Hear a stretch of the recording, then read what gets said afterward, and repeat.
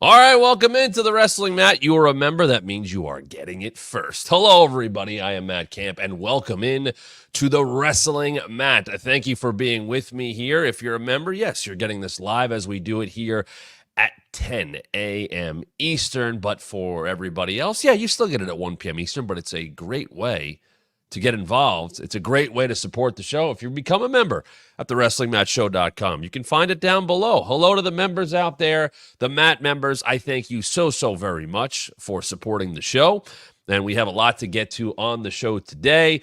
Obviously, yesterday, and if you haven't seen it yet, we did a 30-year retrospective, a look back at Bret Hart versus Owen Hart, that unbelievable feud from 30 years ago that culminated in the greatest steel cage match of all time at SummerSlam in 1994. But on yesterday's episode, I took you through the entire story, why it meant so much to me. Love seeing the feedback on that from all of you. Been very cool to kind of follow that and see how I tapped into some of your old wrestling memories, as we've done a few times here recently. Did those top 5 wrestlers from my childhood and top 5 Cena matches. But that, I think, if you watched it yesterday, and if you haven't, it's available at thewrestlingmatshow.com.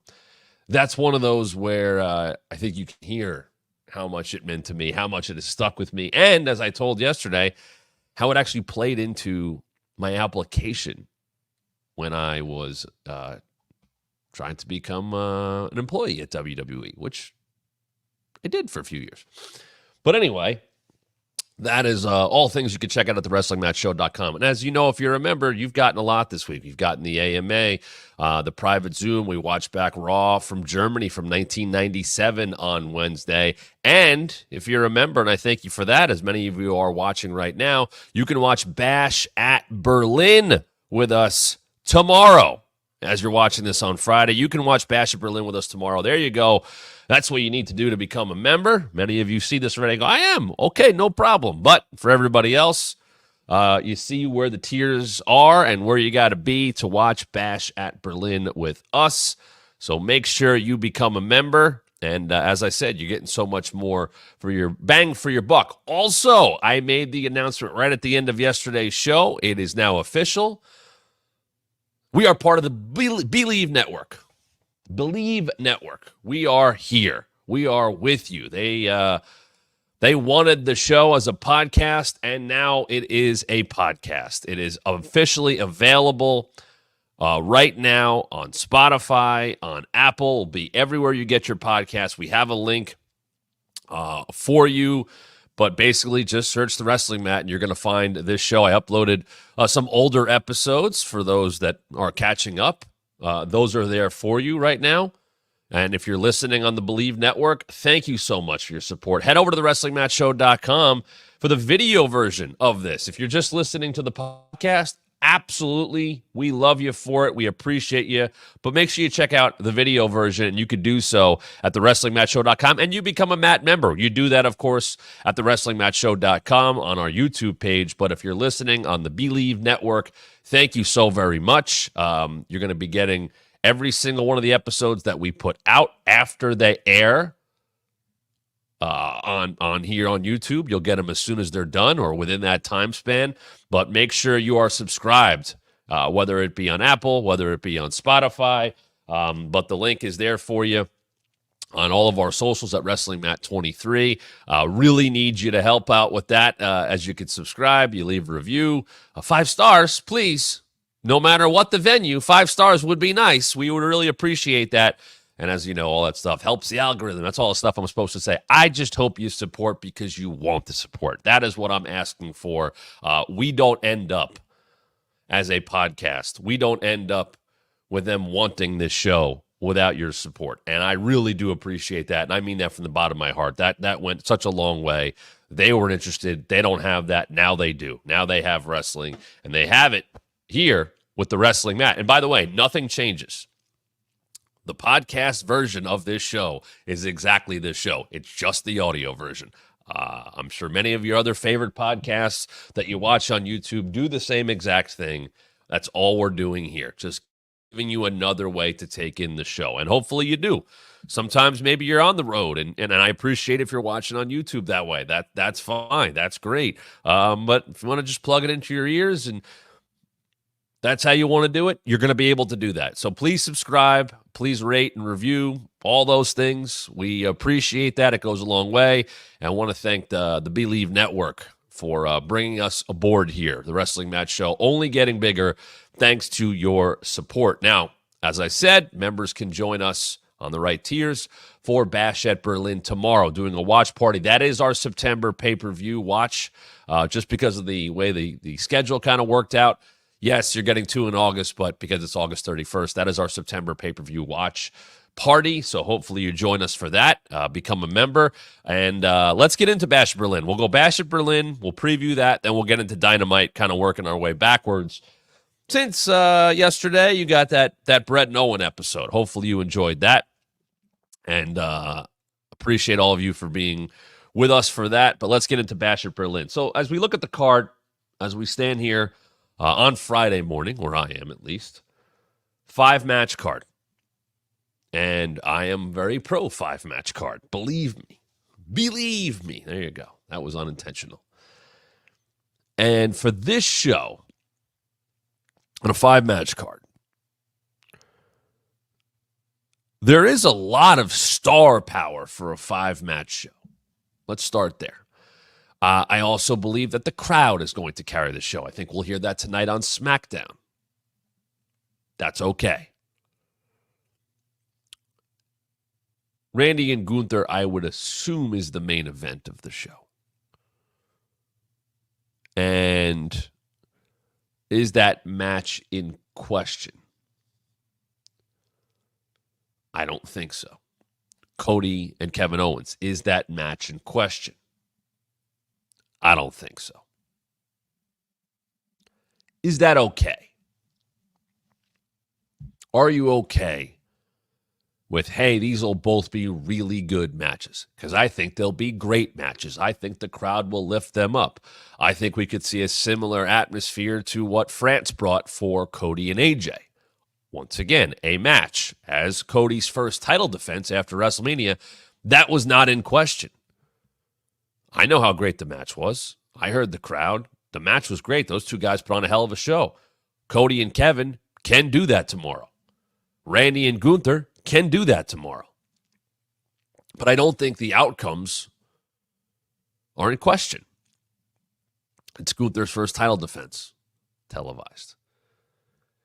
It's Cody's, if we figure this out here, AJ, Logan, AJ, solo. It's Cody's 5th title defense on WWE programming. I don't think Kevin Owens is ending this run. Are you okay? Are you happy? Are you excited to tune into 2 matches where I don't really think that the result is in question? I'm okay with that. And that's 35-year wrestling fan me who knows, hey, a crowd can take something to a different level. A crowd like we saw at All In with Bryan Danielson and Swerve. A crowd like we saw in France with AJ and Cody. You get a hot crowd, they're in. And the crowds that we're going to get, or the crowd we're getting in Berlin tomorrow, is a continuation, I think, of everything you've heard about this week and how excited those who have been performing on this tour, this Bash tour leading to the pay-per-view, you can see the excitement. You can hear it in the fans. If they get you to bite on a Randy, false finish, okay.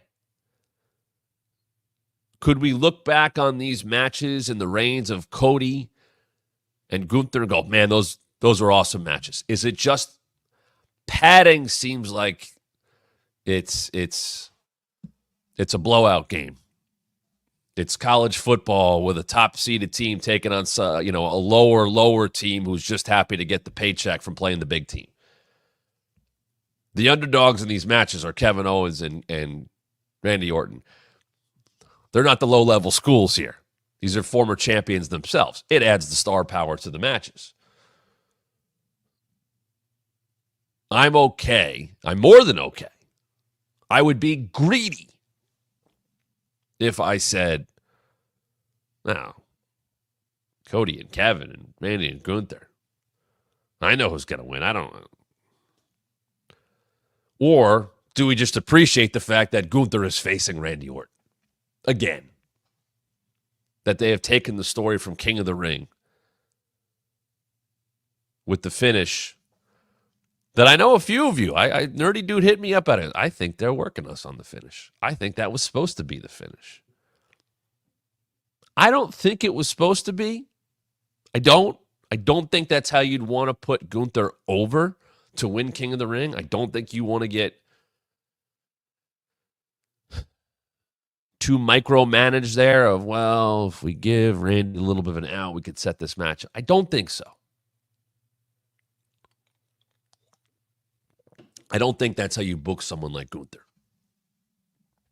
But they played it off really well. And Gunther wants to erase that asterisk. And Randy, as Triple H had said, would get that opportunity when he was ready. Well, whether he asked for it in the favor, whatever, there it is. Because there was the question. I asked the same question. We were talking about it on the show. Who's Gunther have next? What would it be? I questioned that right after SummerSlam. I think the day after on this very show. Who would it be? Where do you go? I had said a battle royal. Maybe Ilya wins the battle royal, and you go right to that match. They've done that match on live events this week, by the way, and I bet it was awesome. But there was a thought of maybe it could be Drew, but no, it becomes Randy. Now, Drew's trying to get himself involved, and we'll get to that. Randy and Gunther are going to have a hell of a match. Randy has been cheered the whole way. He admitted on Monday, I am going into enemy territory. I am going into a place where Gunther is a living legend, where he is beloved. Is this going to be a match where they're both just cheered and everything is over? I'm leaning in that direction. Because Randy right now is the furthest he's ever been from being a heel. Which is really saying something when we talk about Randy Orton. The furthest. Now, he could flip that in a week. The sinister, maniacal, dangerous voices in his head, Randy, could come back very quickly. And the fact that he's like, oh, I don't have, the voice in my head now, I don't listen to it. I listen to the people. Like, as babyface as it gets. I happen to think that when you're someone like Randy Orton, and you have that cachet, and you have 20 plus years of being almost always at the top, of having that notoriety, of being one of those true, and I know it's used for everybody because I had to say it, but a true WWE superstar in every sense of the word, I don't think he'll get booed. I think the crowd will just be into the match the whole way. And you know what? I'm very happy to have that on a Saturday afternoon where I'm watching. Or a Saturday night where you might be watching. Or a Saturday morning where you might be watching on the West Coast of the United States. But no matter when you're watching, I think you're going to get a hell of a match. I don't think Gunther's losing. And then on the Cody side, I do think it's very similar to the first AJ match. This was a match that came about because Kevin didn't want Roman to have it. He didn't think he should have it, but he got nominated by Cody. Nick Aldis said, absolutely, it's you. And here we are at the end of August into September. It's always kind of a weird time because now SummerSlam is over, and I think you start to look forward to Survivor Series, and where's that going to go? And you have these middle pay-per-views. Do they set themselves up for anything major? There are two other big matches on this card that I think have more significance in terms of the match being in question. But the other part of this is that we have to think about. And I'm not saying this is a throwaway show. It's not. It's another international market that they're going to hit strong and do very well in. But they are really making a big deal about Bad Blood coming up in October, which will be next. September 1st is No Mercy, which we previewed the other day. But that's it for the month until Bad Blood in Atlanta, which is already getting a lot of juice, for lack of a better term. It's already getting love. And it's already getting hype with the Cody commercial. So because I'm of all of that, it doesn't feel like just an October pay-per-view. It doesn't feel like we're just trying to get to Survivor Series. Feels like some big stuff is going to go down. Some very big stuff is going to go down. I happen to think.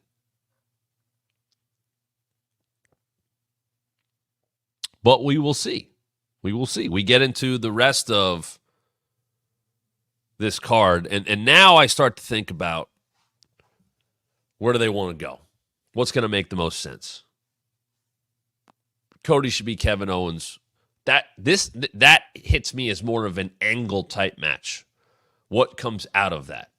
Because they've teased the Kevin Owens, like on SmackDown last week, he's going to hit him. No, he's just handing the belt. It's been brought to Cody's attention how Kevin has acted in the past. Kevin has acknowledged that. Kevin has apologized for some of that. Kevin Owens, the character, is probably one of the more real characters in wrestling. And he had to fight those battles to be able to show emotion, remorse, an acknowledgement of history. He was always big into doing that when I was, in the company and around him, which kind of goes against how Vince would think. They don't remember that. Yes, they do.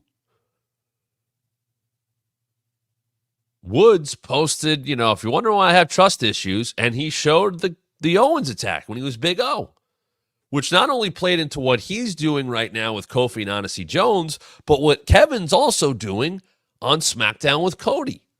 Well, he's your friend, but it's the WWE Championship. If we've learned anything in wrestling as of late, you do whatever you can to stay on top. But does that supersede the friendship of Kevin Owens and Cody? I do like that story. I don't think Kevin's winning. I am more interested in the post-match. Where do Cody and Kevin stand after the match is over? Does Kevin push it a little bit? Does Kevin do more than you might expect against his friend and lead into more of a bloodthirsty type Kevin Owens, a prize fighter Kevin Owens, which Cody has brought up. He has used that very term. Cody is calling for that. Cody expects that. Cody knows how good Kevin is and how dangerous he is. And honestly, if you want the match to mean more, if you want a victory to mean more, Pro Wrestling 101, you do talk up your opponent. Now, babyface heel, that's different. Two guys that hate each other shouldn't rip each other down in terms of their accomplishments or how good they are. Because then you beat a chump if you beat a chump. You lean into the personal aspect of it. That's what Drew and Punk is, the personal aspect of it. They hate each other, but they both know they're really good. Cody knows Kevin Owens is really good. That's why he picked him right there. Cody picking Kevin and then beating him, it means something. Kevin hasn't sniffed the championship since last year's Rumble.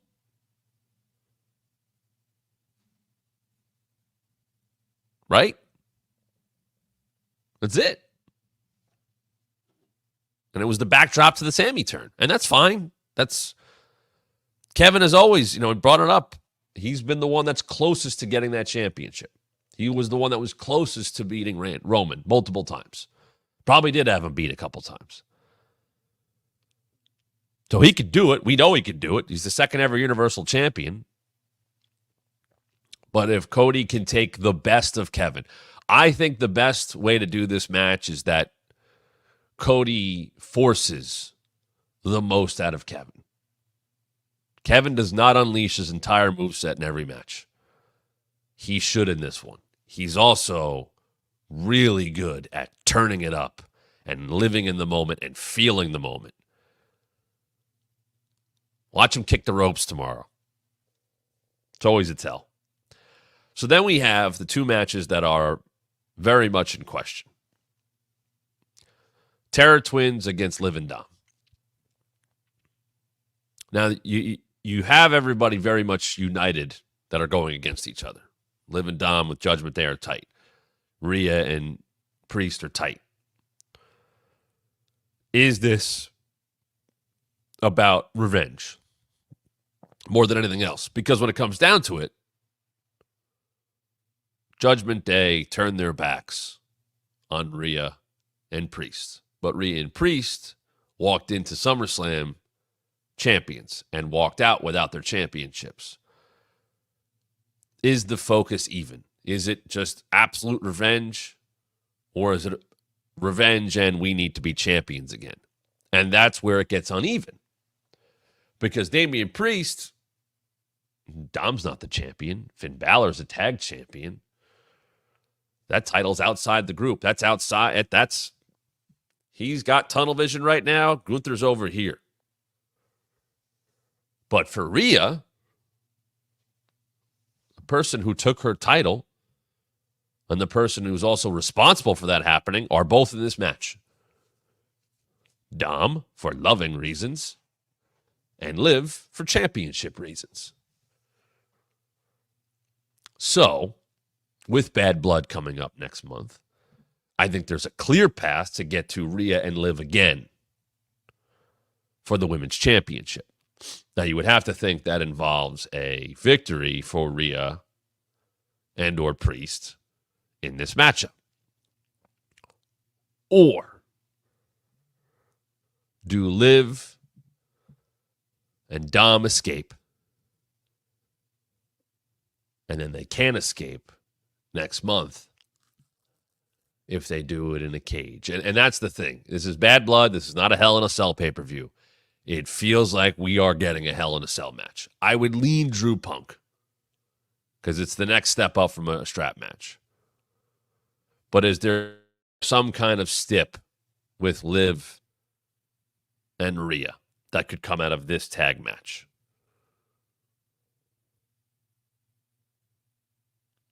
The story continues without a doubt if Liv and Dom win, especially if they cheat or whatever they do. Whatever they do, they're not going to beat Damian and Rhea clean. It's just not going to happen. The matchup is so lopsided, there's no way that happens.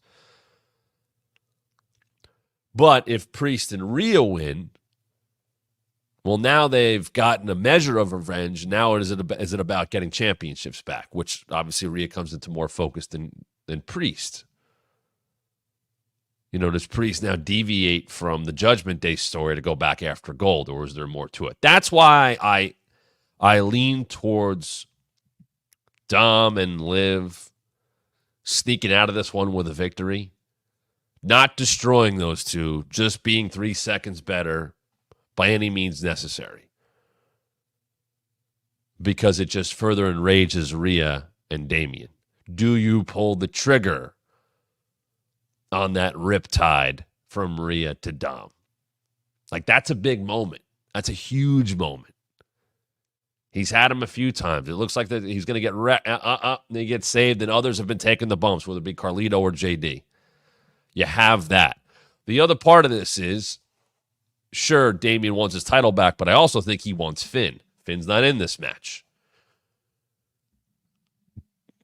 If Finn were to get involved and cost Priest, what gets the most heat? Probably Dom pinning Priest. I think that gets the most heat on them. Because it's not, you have a world champion, a United States champion, someone who's super over in Priest, and then you have Dom, who, while he's gotten better,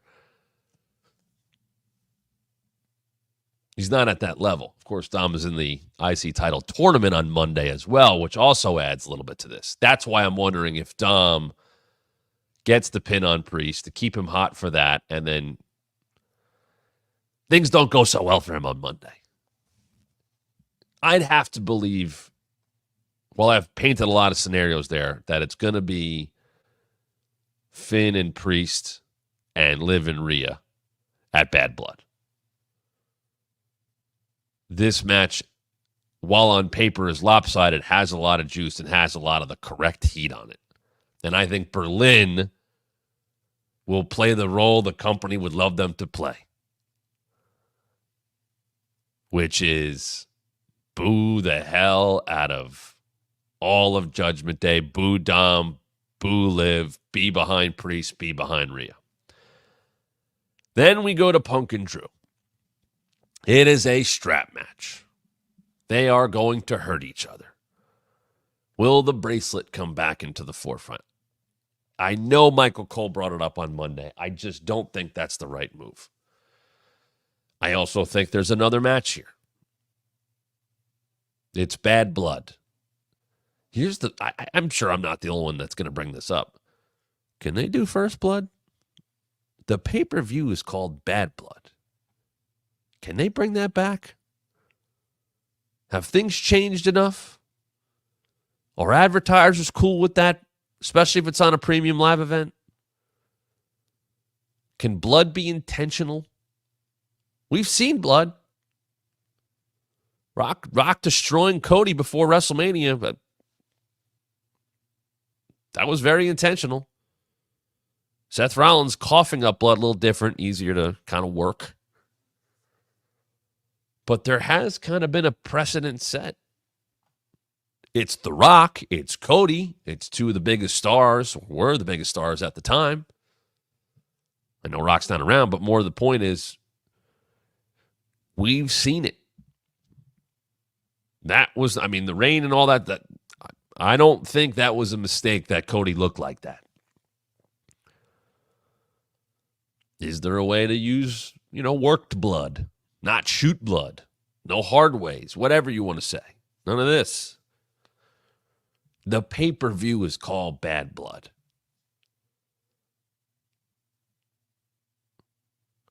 What's the big stip? Are there multiple ones? I think we're all banking on a Hell in a Cell match. Just a matter of who gets it.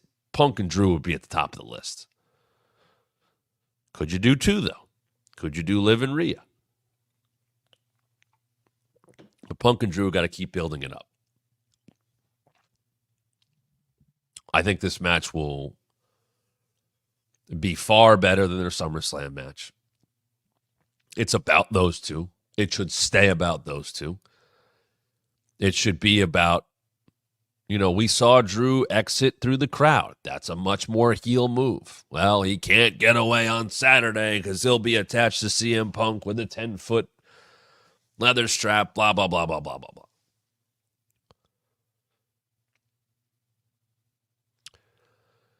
It's the heat they need to get on the match. It is set up for that. They will both put up pictures, I'm sure, of themselves after the fact with all of their markings, all of the beatings, all of the strap shots that they took across their chest and arm and back, and get over the violence of that match. I would have the winner cut a promo looking like that. This is what you did to me, and I stand tall. And I would have the loser cut a promo in the very same way. Because they want more. You think you can get away with doing this to me? No. We're not done yet. This isn't over until I say it's over. Something like that. Drew won the first one. I don't see Punk losing this match. So Drew goes up 2 to lead to Bad Blood. Feels like a 3-match series. Not to say that they will stop being rivals. They should hate each other forever. I hope they have a Rumble spot when this feud is over, of the Shawn and Marty, of the Sammy and Kevin, of the hockey punches. I want Drew and Punk to be forever rivals. I want it to always be revisited when they happen to interact. I never want to see them on the same side.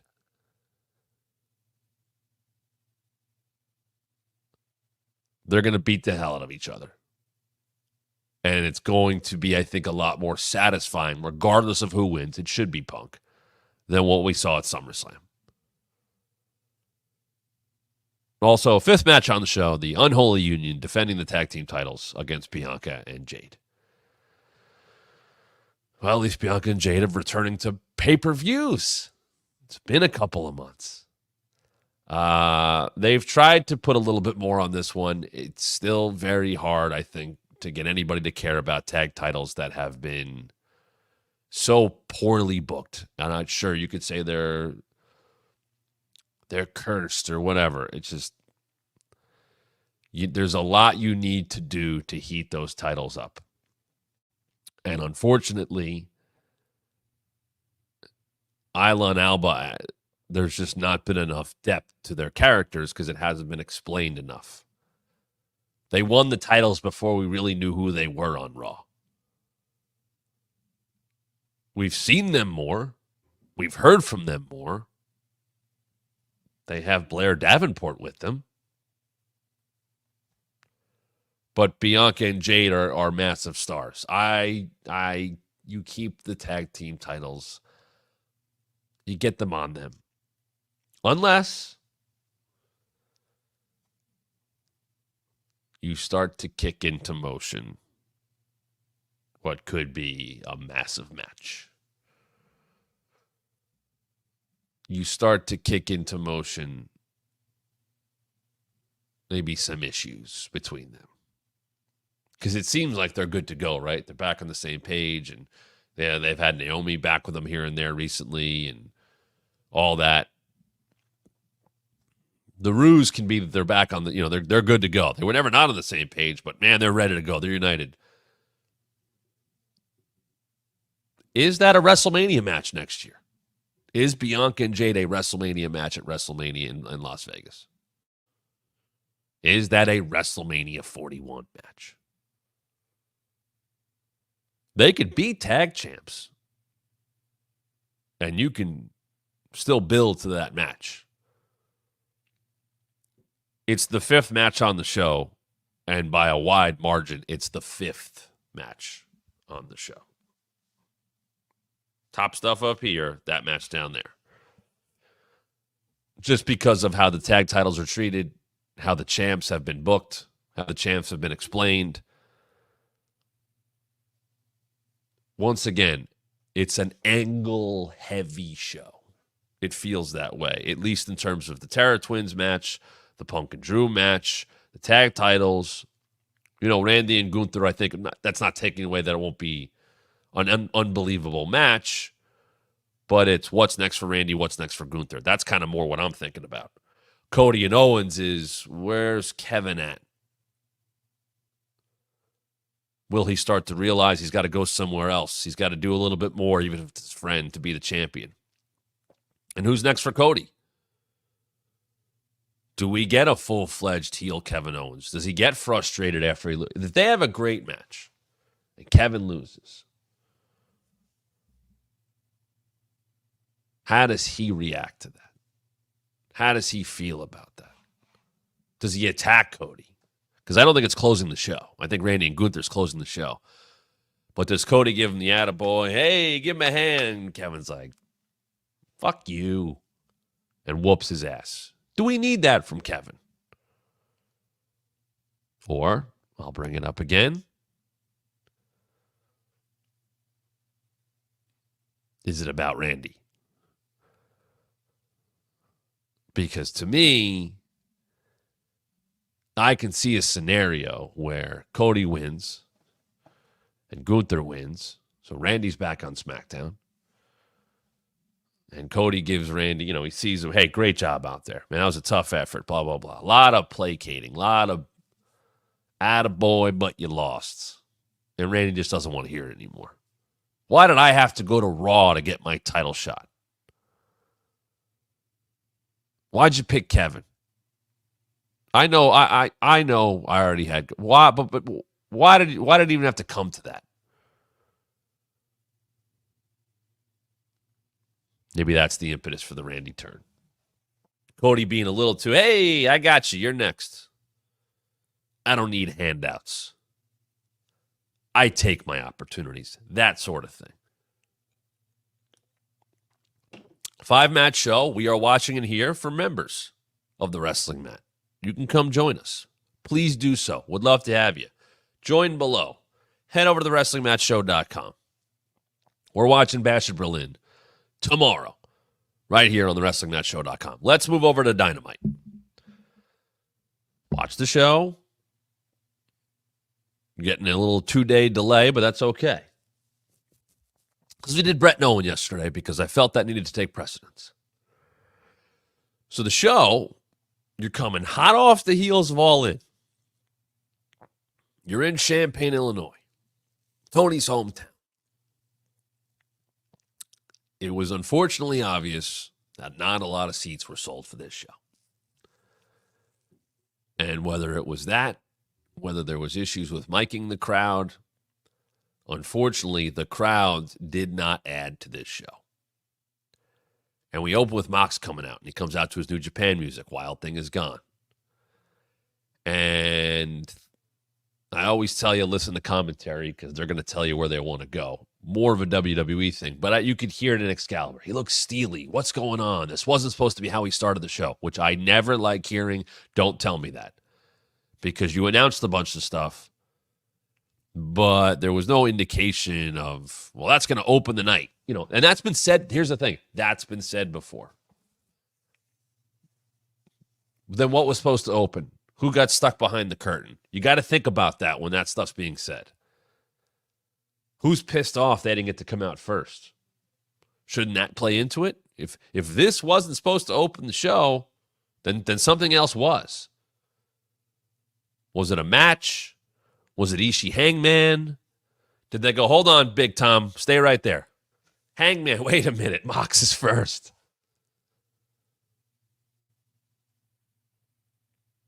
I don't think that added to it. I think you could just keep it simple. What is Mox doing here? We haven't seen him since Forbidden Door when he lost the IWGP Championship to Tetsuya Naito. And Shivani gets in there and goes, well, I'm going to talk to him, guys. Okay, good. Which I liked because Tony, who is one of the guys who's like a conscience of WWE, Tony Schiavone, can get in there with Mox and feel like he can because it's Mox. And then all of a sudden, there's a different tone to Mox's voice. There's a different stance. He looks angry. He looks like a caged animal. He looks pissed off, but not the Mox who's getting ready for a match. We're sure. And going through the crowd and soaking that in. No. This is what's this guy going to do? And maybe we should be a little worried about our beloved Tony Schiavone. Mox goes into talking about Darby and him not being there, but it's time we have a little talk. Well, Darby is I know we'll get to Jack Perry, but Darby's got a world title match coming up at Grand Slam next month. Mox is talking about Darby, who got put in a coffin on Sunday. They had a great match before. You should be able to go back and watch it. Maybe that'll happen soon. And then he says, and I thought this got completely overanalyzed. He looks at Tony Schiavone and says, this is not your company anymore. And he's like, who did he think he was talking to? I thought it was a very general statement. Tony Schiavone was the guy who was standing there with the microphone. John Moxley was not cutting a promo at or to Tony Schiavone. Tony was just holding the microphone. Now, if you want to go a little deeper, you always know that Tony Khan is in Tony Schiavone's ear because they have made that clear. Will Ospreay referenced it last week. I know you have Tony in your ear. How much is the fine? Or Schiavone going, Tony Khan is telling me right now that, oh. But if Jon Moxley says that line, I like that it's ambiguous. Who is he saying that to? Is he saying it to Tony Khan? Is he saying it to the elite? Is he saying it to the other champions? Is he saying it to the atmosphere of the locker room as a whole? Because to me, that's him saying, I'm going to change shit around here. Now, later on, Moxley's backstage, and who ends up with him? Marina Shafir, who has kind of been reworking her image. And if you've seen a little bit on Ring of Honor, there is a more of a quiet, dangerous intensity to her. And it appears as if she is Mox's heater as they beat people up backstage. I thought it got a little too goofy at the end when the last security guy walked up and was like, no, and then walked like, that's a little too cartoonish. That's a little too comedy. He should have just been pissing his pants and got the hell out of there. He didn't need to have a line. But this version of Mox is, I'm more intrigued by him than I have in a while. Months ago, I'd said, who's the face of this company? Who's the guy in AEW? And I thought Mox was in that conversation. I think when Wild Thing hit, when he would come out and he'd open the show, hell of a way to start the show, getting people behind him. He's going to have a fight. He looks like he's ready for a fight. I think people will always kind of like Mox, no matter what. I think he's just one of those guys. But you change the music. I wouldn't have him come through the crowd anymore. I was surprised he did that. If he's going to be, hey, I gotta take care of some business in this place. I've done a lot of talking, but I've been thinking about a lot of stuff lately. There's a way things should happen. And I'm going to make sure they happen the right way, my way. And I might have some people who are with me on that. And it seems like Marina is with me on that. But I think a full-fledged heel Mox with his danger, I think it's an intriguing way to go. And it's all about positioning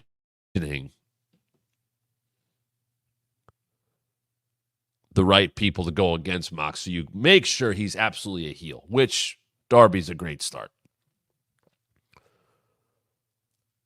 I'm good on the BCC. Claudio, Yuta, Pac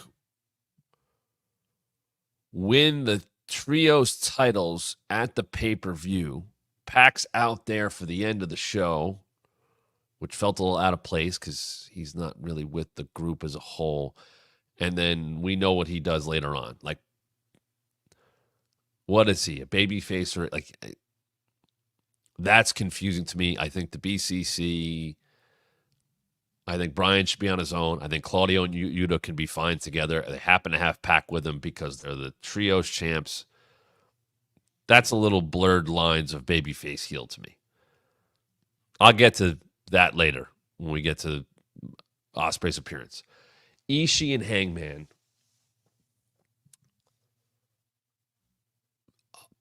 There's going to be a little bias here because Tomohiro Ishii has been one of my favorite wrestlers for probably a decade. Absolutely fair to say he's a big reason I got into New Japan. Not that I wasn't aware of it beforehand, but I'm saying in terms of like, I'm watching this all the time. I'm watching every time I get a chance. Not Bullet Club, not Tanahashi, not Okada. I've enjoyed watching their matches since then, but not Kenny Omega. It's two people. Tomohiro Ishii and Kushida.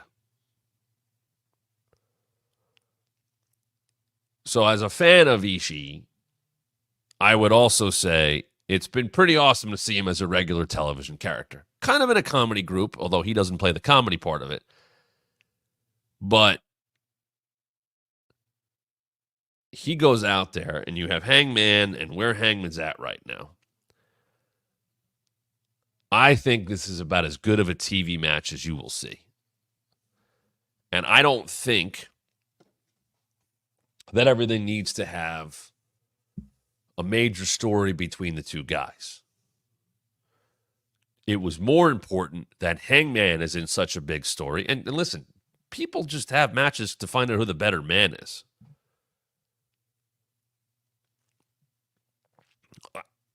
I'd much rather that than the rematches over and over and over again to build to a match between the same two guys.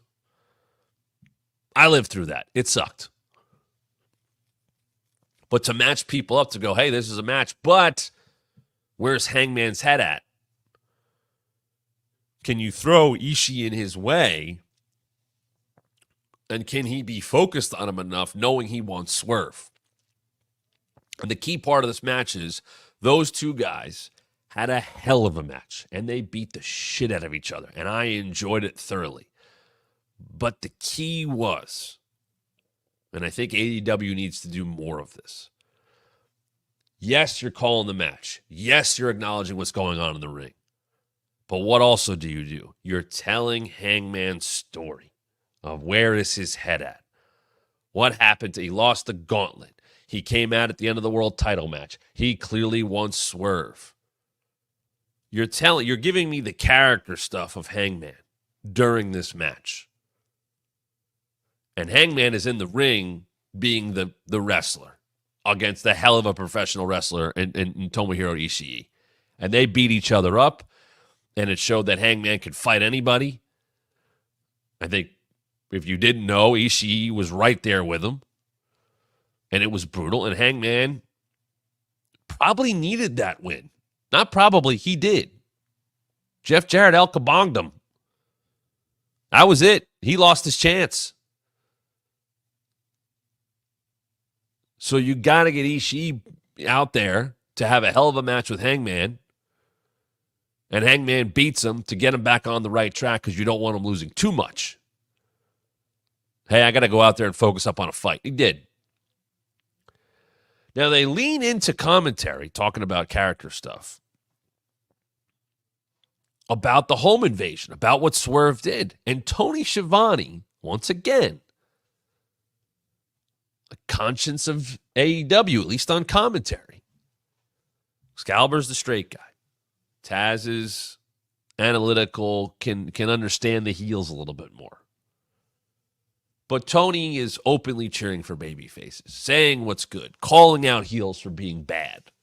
He's overly babyface, and that's okay because he's the beloved, lovable Tony Schiavone.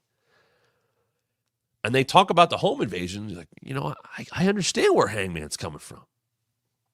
Wait a minute. So he's justified. Maybe not in everything else. Maybe not in the stuff with Jeff Jarrett. Maybe not taking out Evil Uno. But you're saying, yeah, he should want to get at Swerve for what he did to his family. Which is something we talked about here very recently. Of if he puts his focus on Swerve and Swerve alone, that does not make Hangman a heel. That makes Hangman a family man who is out for retribution for someone who broke into his house. Forget the title stuff. Forget any of that. He was set on a path when that happened. Hangman is not wrong. And I know other people believe the same thing and have. Then we get the Swerve and Hangman confrontation. Hangman calls him a piece of shit and brings up the home invasion. And Swerve goes back to it. And Swerve calls out Hangman for getting off track and being too narrow-minded. And Swerve doesn't apologize or say what he did was wrong. In fact, no, he tells, you know what, I did drive up to your house on that day. Another time. 10 minutes up the road from when we were having that match, and I saw you bringing your wife to the hospital. So he did it again? for your second child.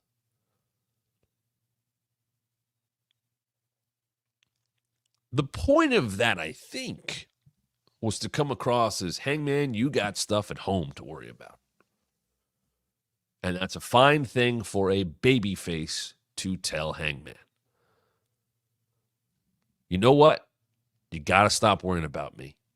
You got a wife and kids. They clearly matter more. Yet, why is Swerve going back to Hangman's house? Why is he digging in a little bit more? Is he stalking them? Because the first time was bad. He did it as a heel. He does it again. You're like, wait a minute.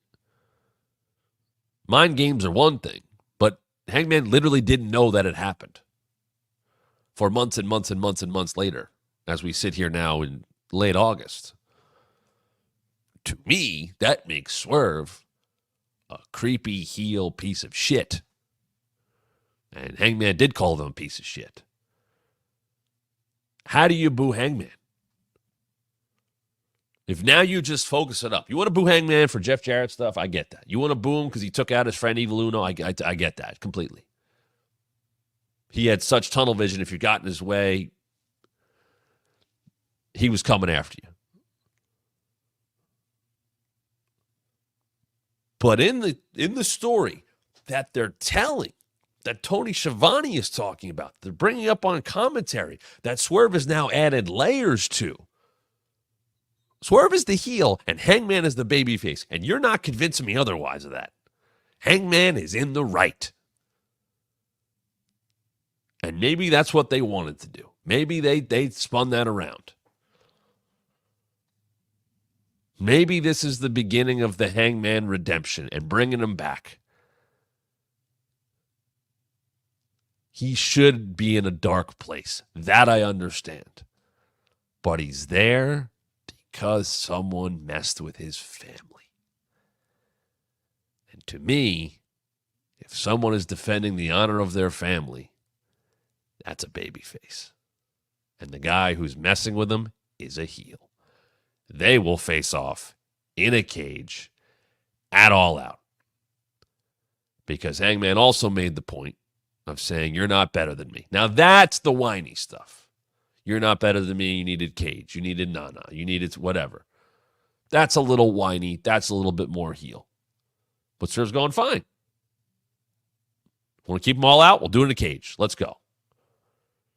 That's a babyface thing by Swerve. But everything else, going to the man's house when he didn't even know a second time, that's very heel, creepy Swerve, and that is completely justified babyface Hangman. And if you position them that way, I'm interested to see how the crowd now reacts. One other tiny thing. Swerve came out pissed off. I don't want Nana dancing when that happens. I have said in the past, I think Nana has been a distraction from Swerve. Now, when he's a full-fledged babyface, people are chanting, whose house? Swerve's? Absolutely go for it. But Swerve came out pissed off because Hangman got involved in the main event and may have cost him the title. Nobody should be dancing when that goes on. Even if the crowd likes it, that takes the focus away from, like, Swerve doesn't care about Nana behind him. But you can turn that off for one entrance because of the intent of why Swerve's coming to the ring. Let's move on to MJF and Garcia. MJF comes out. I love that Excalibur the line. You can see the tape peeking out from under his shirt because he was messed up. And he talks about, I was splitting headache and I'm beat up and I've herniated discs and blah, blah, blah, blah, blah. And Will, you needed to do this to beat me. He lost. He addressed Will, but then gets into Garcia. MJF was selling. He was a beaten man. He denounces America, which is not it's nothing more than getting a little more back for himself. A little bit of heat in the right way. He lost. Let me divert your attention from that and say, America sucks except for where I live. Basically saying he used being a patriot. Excuse me. because of who he was going up against. I only talked about being American because I was going to face the guy from Britain. Screw America. I live in Plainville, blah, blah, blah, Plainview, all that crap. Sure, that's fine. Gets him away from being the American because he doesn't have to be that anymore. Because now he's going up against the guy from Buffalo, New York. He's going up against the guy from the same state he's from. And the only real biting line was calling Danny Garcia a little child. In the past, MJF may have cut others down a lot more, maybe almost too much. That didn't happen here. And as soon as he says that line, and he does what has now become a hallmark of his promos of going right into the corner and looking right down the barrel and taking up the entire frame. So he's up in here having the conversation as I come off mic, but he's up in here, which when it fills up the frame and you take that tight shot, guess what you can't see? You can't see Danny Garcia running up behind. You can hear the buzz of the crowd, though. Boom, right into the corner, almost comes into your living room kind of thing, and the beat down is on. And Garcia gets a bunch on him, and he chokes him out. And MJF gets to come back a little, which I liked because you can go, oh, he didn't sell the choke. No, the choke might knock you out, but you come too quickly once it's released. You kind of go. So he was able to come back, and Garcia gets some back, and he nearly hits the pile driver from the second row. He's about to hit it. He looks up. I'm going to do it up here. And he's about to do it. And there's Christopher Daniels who runs out and stops it.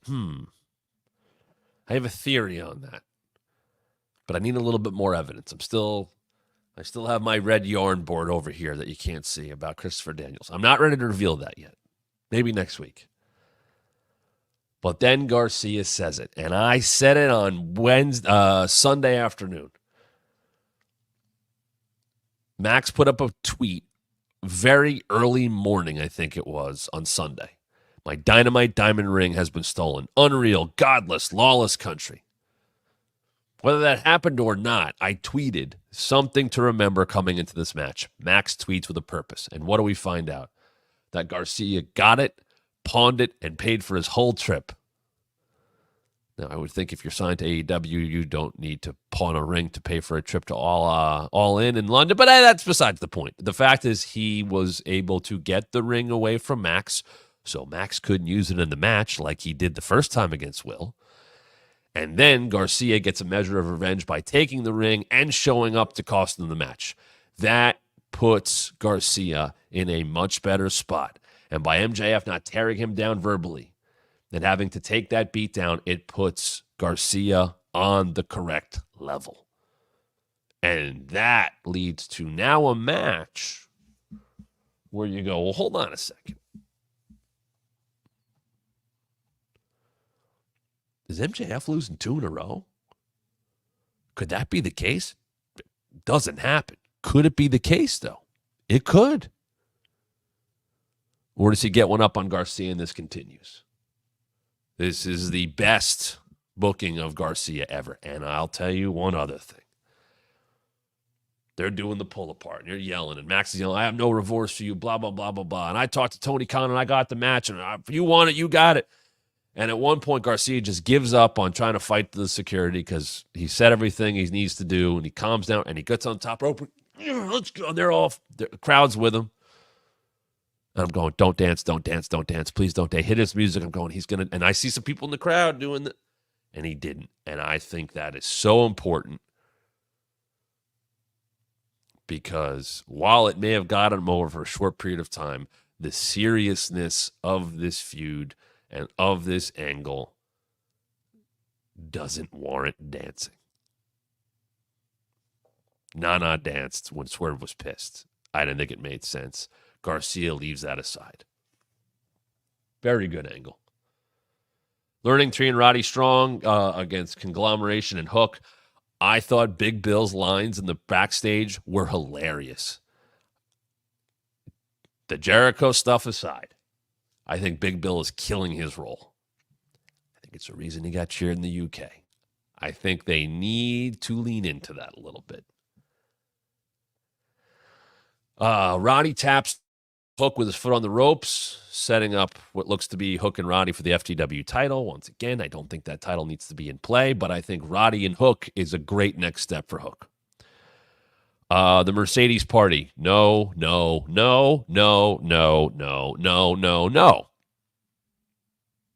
That felt out of Raw 12 years ago, and I don't see that in a good way. I don't have a problem with, like, Mercedes and the Elite and Okada all being kind of together. Like, if you're going to have the conglomeration, you can have Mercedes be part of that group with Camille. But the private party stuff and, like, it was set up like, oh, boy. We stopped just short of William Regal doing the dance or Kevin Owens getting pied in the face. Like, that's what it looked like to me. That's not AEW. Oh, straight up, that is not AEW. Oof.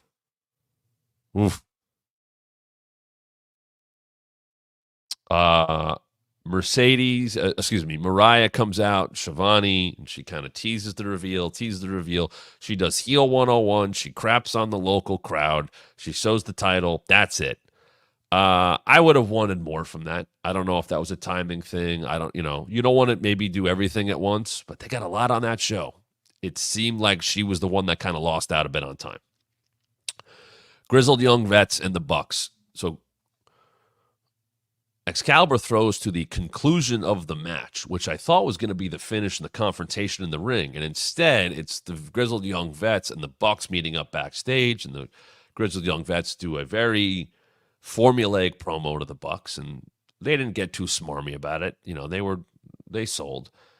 And then we cut back to what I assume is supposed to be a live shot of the Grizzled Young Vets 3 days later wearing the same clothes, the same scarves, and they cut the exact same promo, and they go, we're going to have a match, and we don't know who we're facing. And the graphic comes up, and it says the Outrunners.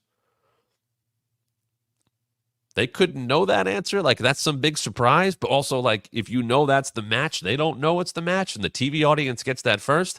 And they literally cut the same.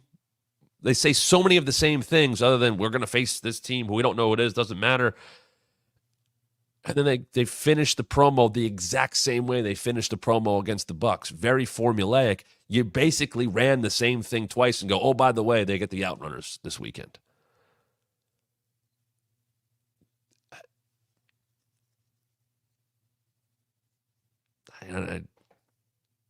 It was redundant, and it was odd to reveal their opponents while they're talking.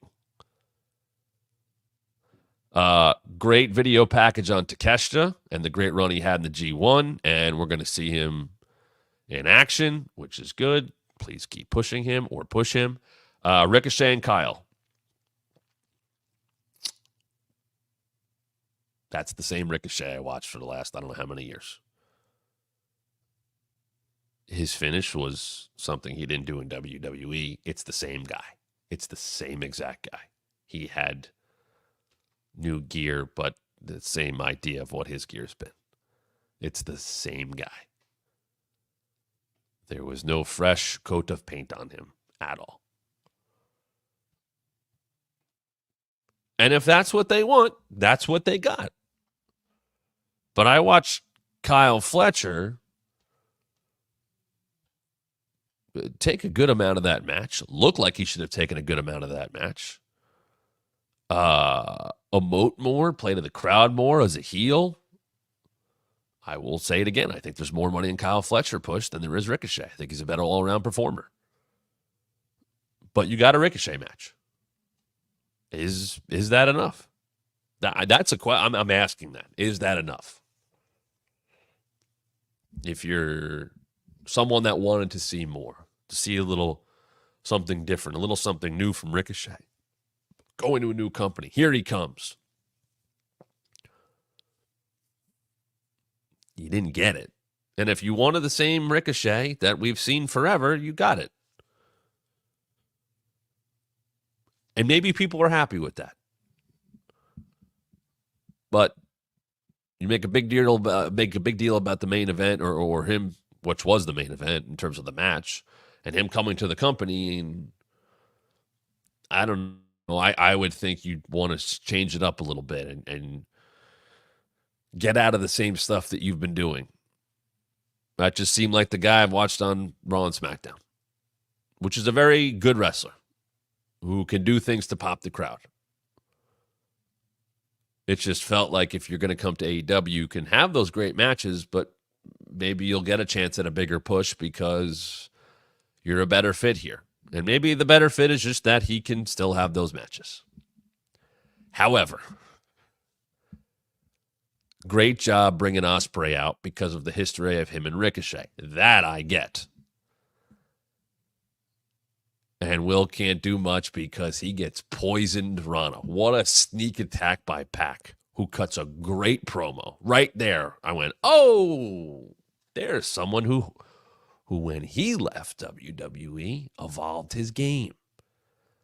Became the bastard. Cuts promos that bite, that come with anger, that you sit up and pay attention to, like he did. Don't look past me, William.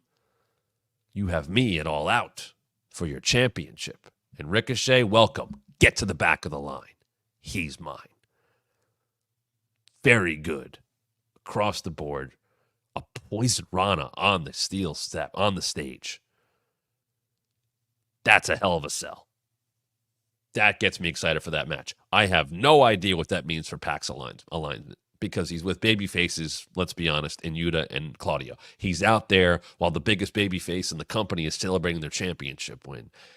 And then he attacks the baby face, Will Ospreay, from behind when Will hasn't done anything to him, when he already had the title match to send a message.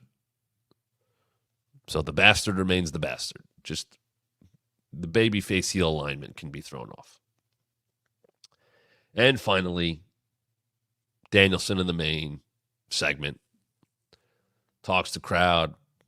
I'm still going to need that neck surgery, but I am fighting with this championship. I'm not going home yet.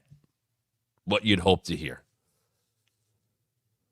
And that brings us to Jack Perry, who was on the video wall cutting the promo. But in a very Stone Cold Rock-esque, is it live or is it Memorex? And go look that one up after you watch this. That was a pre-taped promo. And Jack attacks him from behind, and he does the double title pose, and he hits the big knee and Brian's neck, which should be very much like they played up Seth Rollins' bad knee last year when he was a world heavyweight champ and his bad back and all that stuff. Brian's got a target on him. He literally just said, I need neck surgery. Everybody should be attacking that. That should be the weak point. That should be what keeps him an underdog, what gives him sympathy. His neck might be hanging on by a thread, but he's the world champion and he's going to keep fighting, damn it. Now you can go, well, how did that happen with Jack? Well, he's got the Bucks there. They can make sure they hit play. If you're putting Danielson on All Out with a title on the line, I'm okay with Jack Perry. I'm okay with a TNT champion, with a champion who has singles gold going after the world title. I don't think that happens nearly enough in wrestling. That is the tunnel vision that happens in every company when it comes to singles championships. I am happy that someone who you could argue is the number 2 champion in the company, I would say it's Ospreay, but you could say it's Jack Perry, and that's okay, is going after the world title because he just beat Darby Allin to keep his title, and Darby Allin was technically one of the next number 1 contenders. So it does make sense. I don't think Jack Perry's beating Bryan Danielson, but it's Bryan Danielson, so that's okay. For those of you that are listening on the Believe Network, this show in podcast form, thank you for your support. Head over to thewrestlingmatchshow.com. You can watch this show that you're listening to right now. You can watch it all. There's more to it when you watch it all. You become a Matt member on top of that. And for everybody watching, enjoying the show, go to thewrestlingmatchshow.com, become a member, join down below if you could. You want to watch Bash at Berlin with us on Saturday? You can do that. That is our watch party pay-per-view or the month of September, even though it's happening in August. We did 2 this month, but schedule-wise, that's how it works. Please become a member. Please support the show how you can. Subscribe, become a member at thewrestlingmatchshow.com. Make sure you're subscribed to our podcast so you can listen to it or watch it any way you want. We are on Apple. We're on Spotify. We'll be anywhere you get your podcasts. We're on the Believe Network now. We thank them for their support. I thank you for your support. Would love to have you aboard there with the podcast. As you're listening on the podcast, make sure you subscribe, leave a review, share it. 5 stars would be appreciated. And for the members that are with me, you'll be with us tomorrow for Bash at Berlin for our watch party. We're going to be watching that show. I'll be on Busted Open both Saturday and Sunday from 9 a.m. to noon Eastern, so check that out. Don't forget, I'm hosting a table talk with MJF on December 19th at Kowloon's in the Boston area. Very famous restaurant for wrestlers. There are details about that on our social media at WrestlingMatt23 and at the Matt Camp.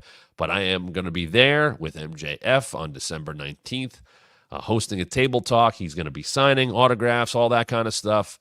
And hopefully I'll answer some of my questions. So we got a lot going on here, and we wouldn't be doing it all without your support. I thank you very much. Have a great weekend, but join us for part of your weekend and become a Matt member to watch Bash at Berlin tomorrow right here at thewrestlingmatchshow.com. And I'll be back next time to talk about wrestling even more. Where? Right here on the Wrestling Mat.